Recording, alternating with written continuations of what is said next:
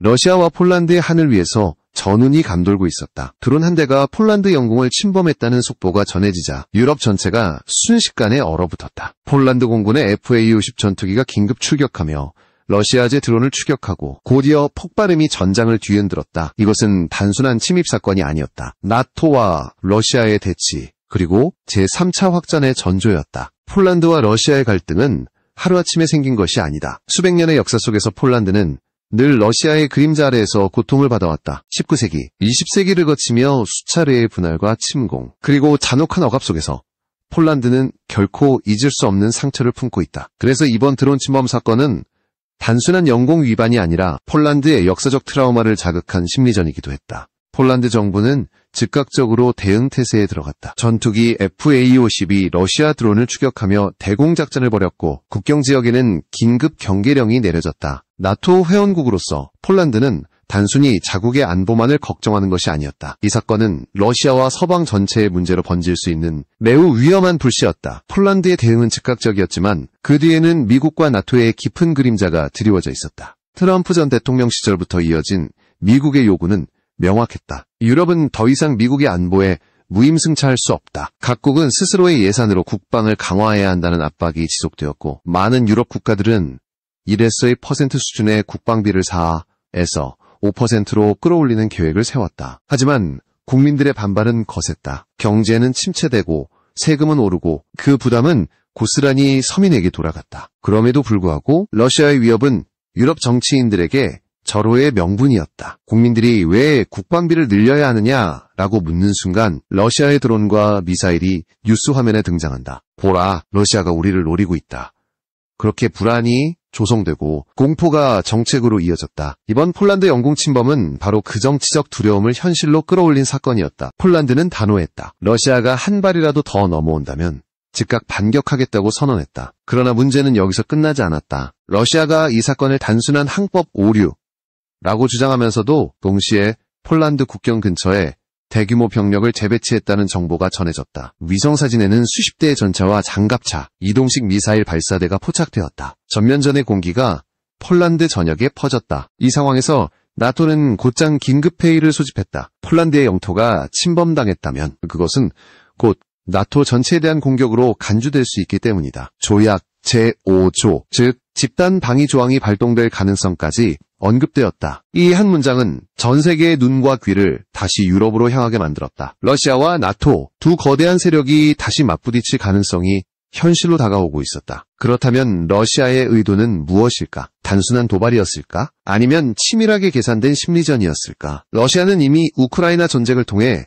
서방의 결속력을 시험하고 있다. 그들의 목표는 단순히 영토 확장이 아니라 유럽 내부의 분열을 유도하는 것이다. 폴란드와 같은 강경 친서방 국가가 먼저 반응하도록 만들고 나토 내 긴장과 불안을 증폭시키는 것, 그것이 러시아의 전략일 가능성이 높다. 한편 폴란드는 과거의 트라우마와 현실의 공포 속에서 결코 물러서지 않을 태세였다. 바르샤바거리의 시민들은 우크라이나 다음은 우리다 라고 외쳤다. 군 복무 지원자 수는 급증했고 각종 민방위 훈련이 재개되었다. 폴란드 정부는 FA-50 전투기뿐만 아니라 미국산 F-35 전투기와 한국산 K2 전차, K9 자주포 등을 추가 배치하며 국방력을 대폭 강화하고 있다. 폴란드는 지금 유럽의 최전선이자 방패가 되었다. 러시아의 도발로 촉발된 이번 사건은 단순한 군사 충돌이 아니다. 그것은 유럽 전체의 운명을 흔드는 신호탄이다. 그리고 그 최전선의 선 폴란드는 과거의 공포를 딛고 스스로를 지키기 위한 싸움을 시작하고 있다. 그들의 하늘 위로 날아오르는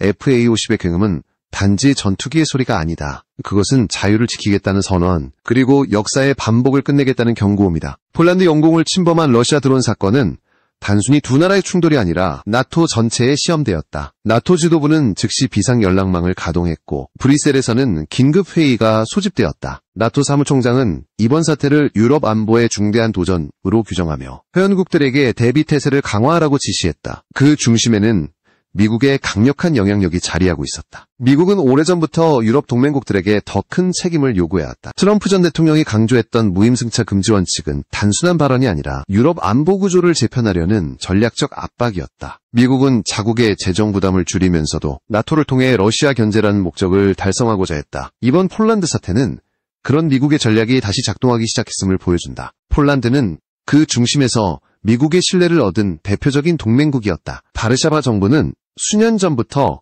방위비를 GDP의 4% 이상으로 끌어올렸고 FA-50과 F-35 전투기, 패트리엇 미사일 방어체계 등 현대 무기를 빠르게 도입했다. 폴란드군은 이미 동유럽 최대 규모로 성장했으며 나토 내에서 독일 다음의 군사력을 보유하게 되었다. 미국은 이를 높이 평가하며 폴란드를 유럽의 방패로 칭했다. 하지만 이러한 강화된 군사력 뒤에는 미국의 치밀한 계산이 숨어있다. 미국은 우크라이나 전쟁이 장기화되면서 자국의 직접 개입을 최소화하려 했고 대신 동유럽 국가들을 전선으로 내세우는 전략을 택했다. 폴란드는 그 최적의 파트너였다. 미국은 폴란드에 최신 무기를 공급하며 동시에 자국의 방산산업에도 막대한 이익을 안겨주었다. 전쟁의 그림자 속에서 군수산업은 성장했고 그 뒤에는 정치적 계산이 얽혀 있었다. 이런 구조 속에서 폴란드의 위상은 높아졌지만 동시에 위험도 커졌다. 나토의 방패로서 폴란드는 언제든 러시아의 직접적인 표적이 될 수 있었다. 모스크바는 이미 폴란드가 우크라이나에 무기를 제공한 사실을 문제 삼으며 폴란드는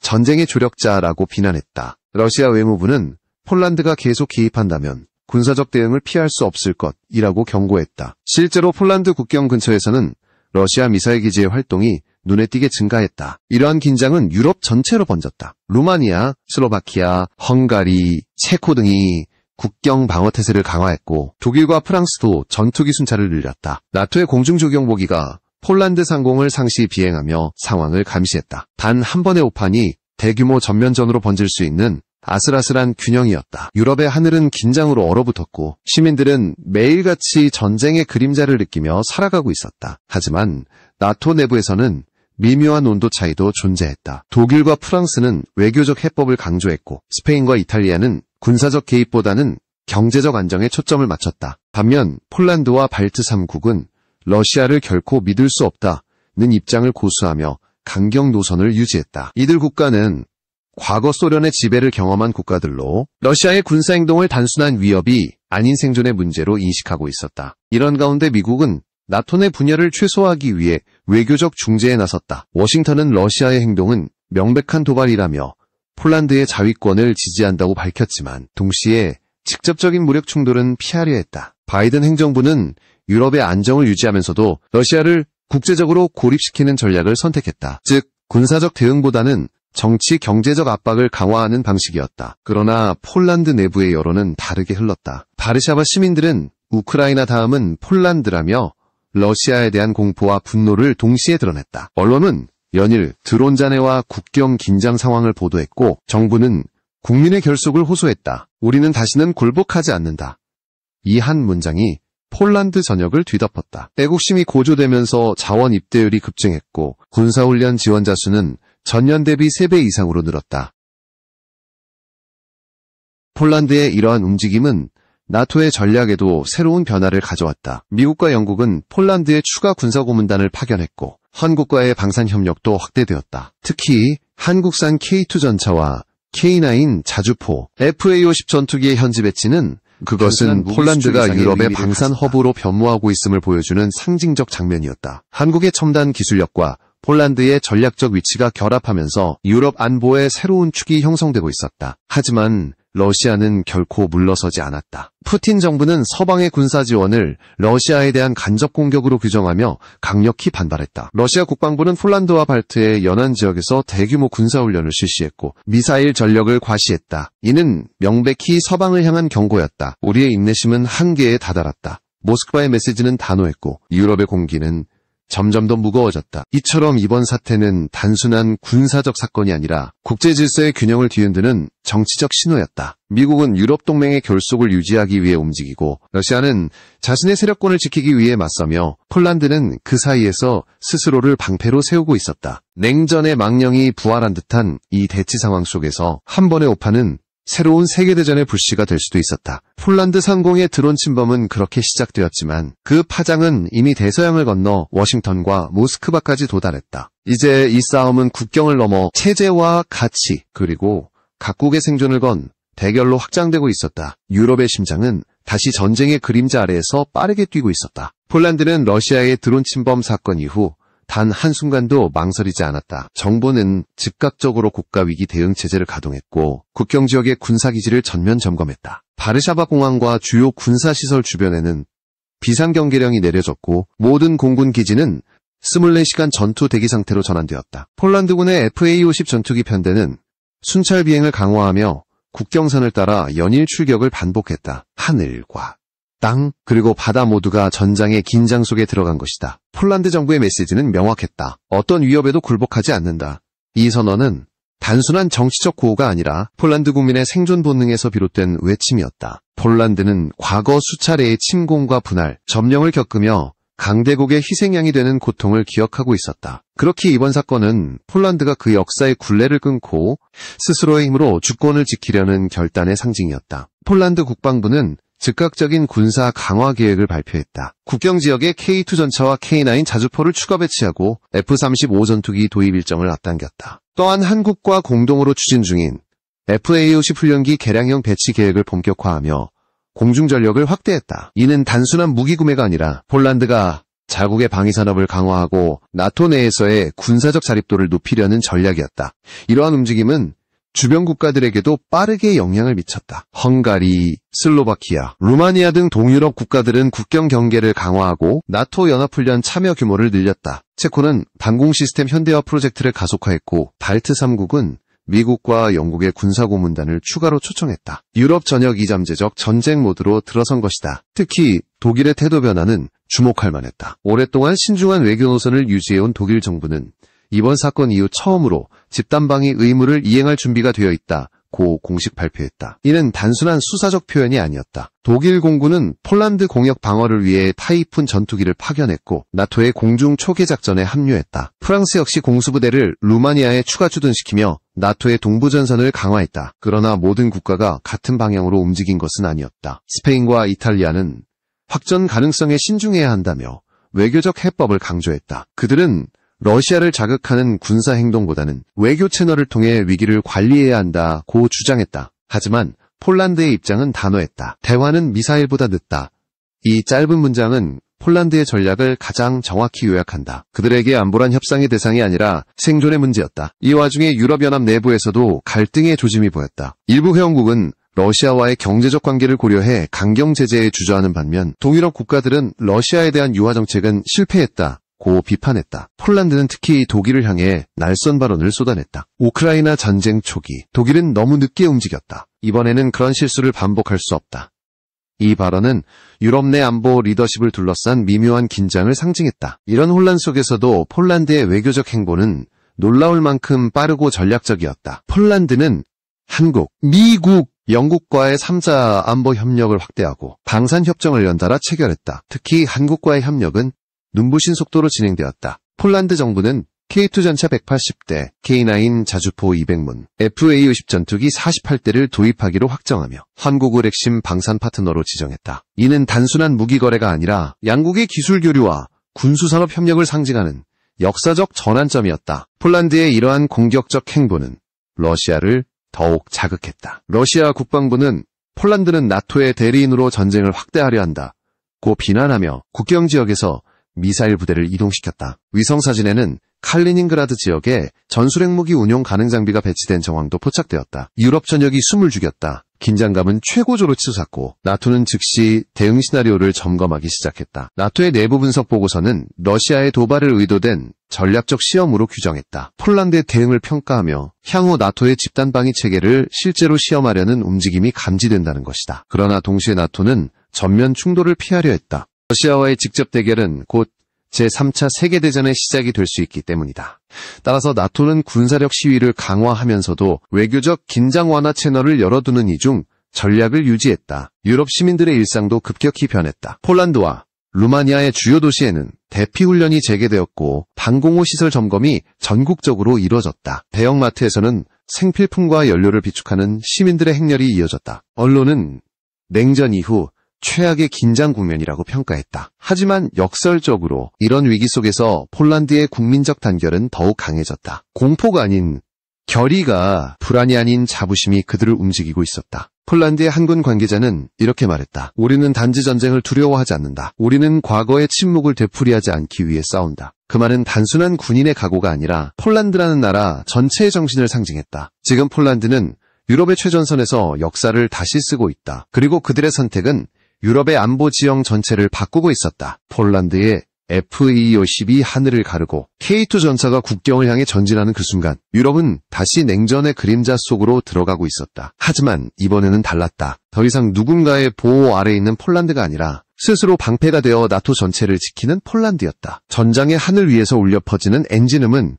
그들의 결심을 증명하고 있었다. 그리고 세계는 그 소리를 듣고 있었다. 러시아와 폴란드의 갈등은 오늘의 뉴스로만 설명할 수 없다. 그 뿌리는 수백 년 전으로 거슬러 올라간다. 폴란드는 오랫동안 유럽의 중심부에 있으면서도 강대국들 사이에서 수없이 찢기고 나뉘어온 나라였다. 특히 18세기 말 러시아 제국은 프로이센, 오스트리아와 함께 폴란드를 세 차례에 걸쳐 분할하며 완전히 지도에서 지워버렸다. 폴란드라는 국가는 한동안 존재하지 않았다. 폴란드 사람들은 나라를 잃은 채 러시아의 지배 아래에서 억압과 동화를 강요당했다. 그 시절의 상처는 지금도 폴란드 사회에 깊이 남아있다. 러시아는 오랜 세월 동안 폴란드를 동부 완충지대로 다뤘고 폴란드는 그 속에서 끊임없이 저항했다. 폴란드인들에게 러시아는 단순한 이웃이 아니라 그들의 자유를 빼앗았던 제국이었다. 이런 역사적 기억이 오늘날 러시아에 대한 불신과 적대감으로 이어진 것이다.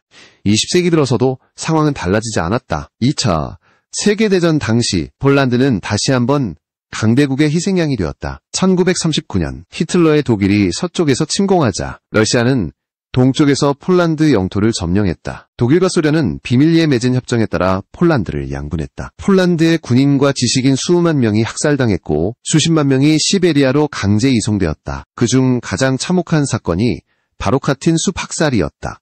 소련군에 의해 2만 명이 넘는 폴란드 장교와 지식인이 처형된 사건은 지금도 폴란드 국민의 기억 속에서 지워지지 않는 상처로 남아있다. 이처럼 폴란드는 수세기에 걸쳐 러시아의 지배와 폭력을 경험했다. 그 결과 러시아에 대한 감정은 단순한 외교적 갈등을 넘어 민족적 트라우마로 자리 잡았다. 그래서 러시아의 드론이 영공을 침범한 이번 사건은 단순한 군사적 도발이 아니라 역사적 모욕으로 받아들여진 것이다. 우리는 더 이상 과거로 돌아가지 않겠다. 이 문장은 폴란드의 결의이자 그들의 역사적 선언이었다. 그런데 폴란드의 복잡한 역사는 우크라이나와의 관계에서도 이어진다. 두 나라는 지금 러시아의 침공에 맞서 같은 편에 서 있지만 과거에는 서로를 향한 상처와 갈등이 존재했다. 2차 세계대전 중 우크라이나 서부에서 극단적인 민족주의 세력이 등장했다. 그들은 나치 독일에 협력하며 폴란드계 주민들을 적으로 규정했다. 1943년과 1944년 볼린 학살이라 불리는 사건에서 수많은 폴란드계 주민이 우크라이나 민병대에 의해 학살당했다. 학자들은 그 피해자를 10만 명 이상으로 추정한다. 이 끔찍한 과거는 오늘날에도 폴란드와 우크라이나의 관계 속에 미묘한 그림자를 들이운다. 폴란드 정부는 러시아의 침공 이후 우크라이나를 적극적으로 지원했지만 일부 국민들은 여전히 우리를 죽였던 이들의 후손을 돕는 것이 옳은가라는 질문을 던진다. 그럼에도 폴란드는 현실을 냉정히 판단했다. 러시아의 팽창을 막기 위해서는 과거의 상처를 넘어 연대해야 한다는 결론에 도달한 것이다. 이것이 바로 지금의 폴란드가 보여주는 현실주의였다. 폴란드 정치권은 오래전부터 우크라이나가 무너지면 다음은 폴란드라는 위기의식을 공유하고 있다. 러시아가 우크라이나를 완전히 장악할 경우 그 다음 목표는 분명히 폴란드일 것이라는 인식이다. 그래서 폴란드는 군사적 지원뿐만 아니라 인도적 지원에서도 가장 적극적인 나라가 되었다. 수백만 명의 우크라이나 난민이 폴란드로 넘어왔고 폴란드 시민들은 그들을 받아들였다. 과거의 원한보다 현재의 생존이 더 절박했기 때문이다. 그러나 이 연대 이면에는 여전히 복잡한 감정이 흐른다. 폴란드의 일부 극우 세력은 우크라이나 정부의 역사 인식 문제를 비판하며 진정한 사과와 반성이 필요하다고 주장한다. 반면 주류 정치권은 이런 논란을 자제시키며 지금은 단결할 때라고 강조한다. 폴란드는 과거의 비극을 잊지 않되 그것에 발목 잡히지 않으려 하고 있다. 이것이 바로 그들의 생존 방식이었다. 이러한 역사적 배경 속에서 러시아의 이번 도발은 더욱 무겁게 다가왔다. 폴란드 국민들은 단순히 침공을 본 것이 아니라 그들의 조상들이 겪었던 억압의 그림자를 다시 본 것이다. 과거의 기억이 현재의 공포와 겹쳐지며 그들의 분노와 결의는 더 강렬해졌다. 이번에는 절대 물러서지 않는다. 이 말은 감정이 아니라 역사를 통해 얻은 교훈이었다. 우크라이나와 폴란드의 관계는 이제 단순한 국가 간 협력을 넘어 공동생존의 문제로 발전하고 있다. 폴란드는 우크라이나가 버티는 한 러시아의 서진이 막힐 것이라고 믿는다. 그래서 무기, 탄약, 차량, 의료장비까지 아낌없이 지원하고 있다. 심지어 폴란드 내부에서는 우크라이나의 승리는 곧 폴란드의 안전이라는 말이 자연스럽게 통용된다. 두 나라는 이제 운명적으로 연결되어 있다.